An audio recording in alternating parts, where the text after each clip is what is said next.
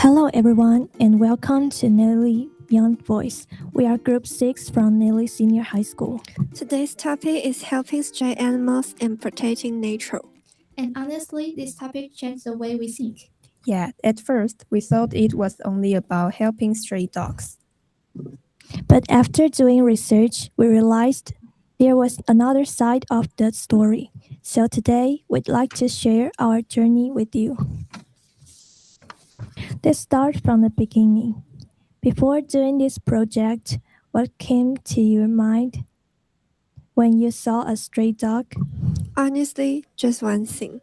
Poor dog. Same. I always thought feeding them was enough. I think many people feel the same way. But after doing research, I found out that stray dogs may also affect wildlife and nature. Wait, really? That surprised me too. And that's when we realized something important. This issue is not only about helping dogs. It is also about protecting wildlife and nature. After learning more about this issue, we wanted to know that other people thought, so we designed a survey. And we found some interesting results. One important finding was that many people believe irresponsible owners abandoning their pet is one of the main reasons for the increase in stray dogs. Actually, that makes a lot of sense. I mean, dogs don't suddenly appear on the streets. Exactly. Many problems start with human responsibility.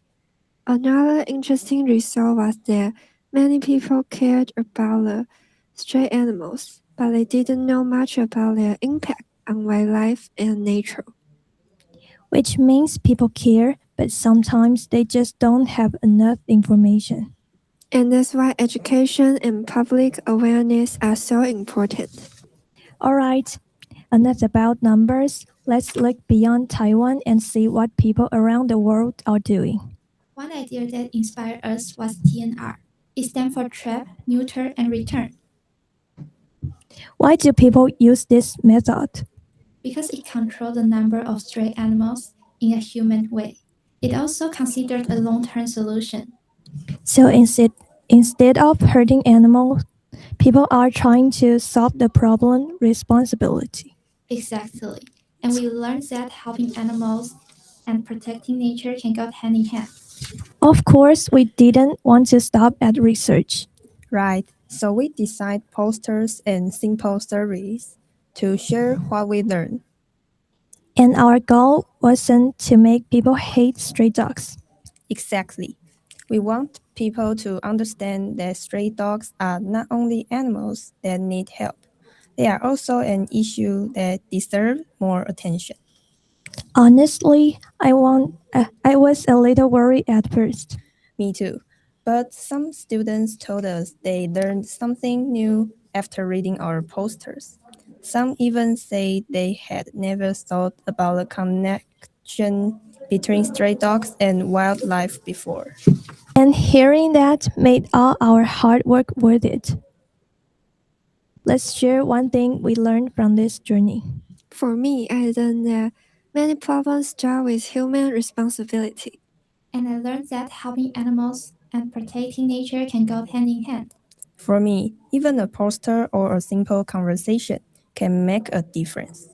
And if you're listening to the podcast, we hope you'll spend some time learning more about this issue. Because change doesn't always start with something big. Sometimes small actions can create big change. Today, we are very happy to have students from Columbia High School in the United States with us. We would love to hear your thoughts about our topic. Great dogs here. That's not common, at least not in this specific part of the country. We do actually have a lot of stray cats in this town, though.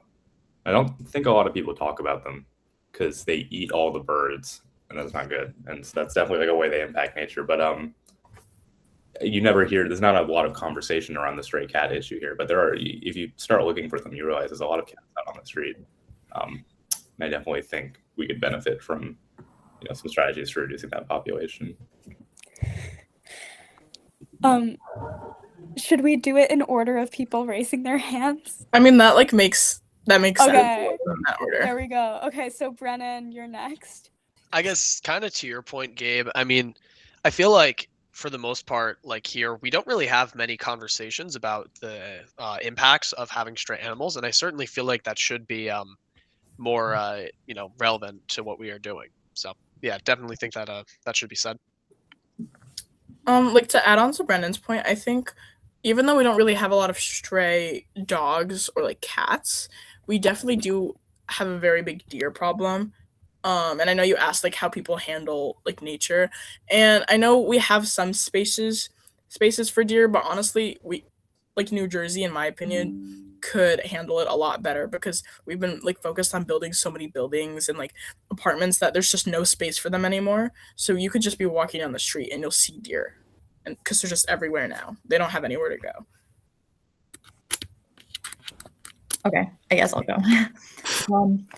So I think, yeah, we should put more emphasis on it, but also we do encourage like adoption from shelters instead of like buying from breeders. So that's something that our community does really well on.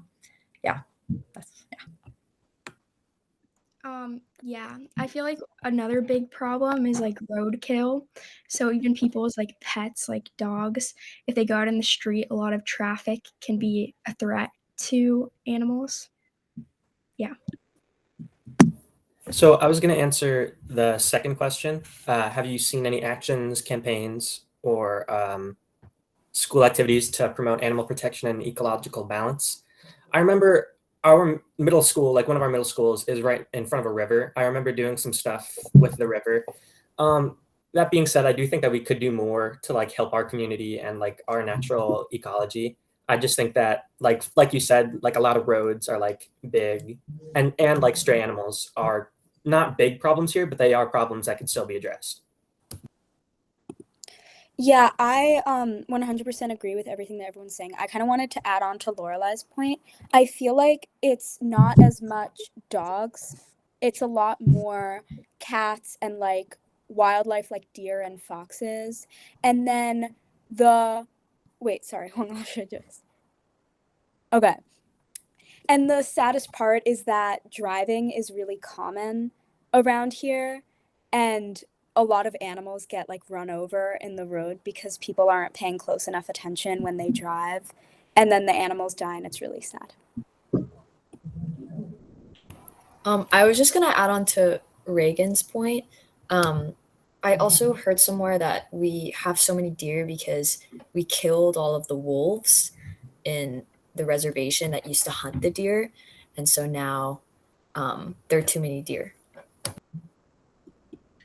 Yeah, I just wanted to just talk about how for a little bit here we had this like celebrity cat named Henry, and I think everyone treated him like really well, and you know he was a celebrity, and everyone was like super nice to him. So I think we handled the situation well, but obviously there's like area for improvement. Sorry, Henry wasn't a stray cat. He was just an outdoor cat. He belonged to someone.